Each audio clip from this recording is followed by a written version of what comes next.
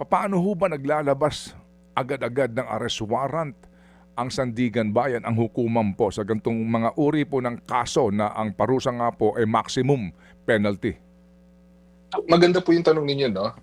Kailangan po natin actually alalahanin na hindi porke yung ombudsman ay maghahain ng isang information or criminal complaint magsisimula ng kaso sa korte na mismo, ay mag-i-issue ng warrant ang korte. In fact, yung trabaho ng korte ay i-evaluate yung ebidensya na dadalhin ng estado, nung ombudsman, ta's sila mismo magde-decide kung mayroon bang probable cause 'no. So independent yung finding ng ombudsman, independent din yung finding ng korte. Kung yung korte makikita niya na probable cause meron, ibig sabihin nun may sapat na ebidensya upang kumbinsihin ng isang ordinaryo, reasonableng tao na mayroon ngang krimen na nangyari at responsable yung tao para sa krimen, mag-i-issue siya ng warrant. At doon lamang siya mag-i-issue ng warrant.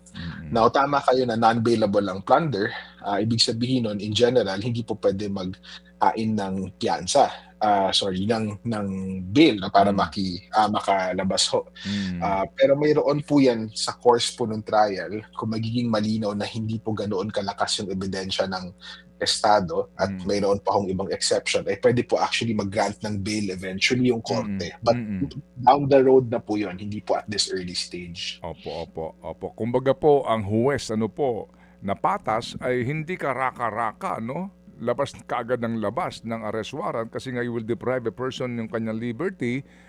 Depende po doon sa bigat ng hawak na ebidensya na iaharap ng prosecution.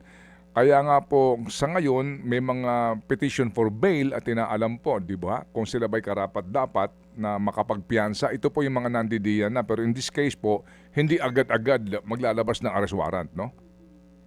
So, tama ko yun, may step by step po yung ginagawa ng ating proseso na habang tumatagal yung criminal process, pataas din ang pataas yung requirements para sa estado yung kailangan nilang patunayan.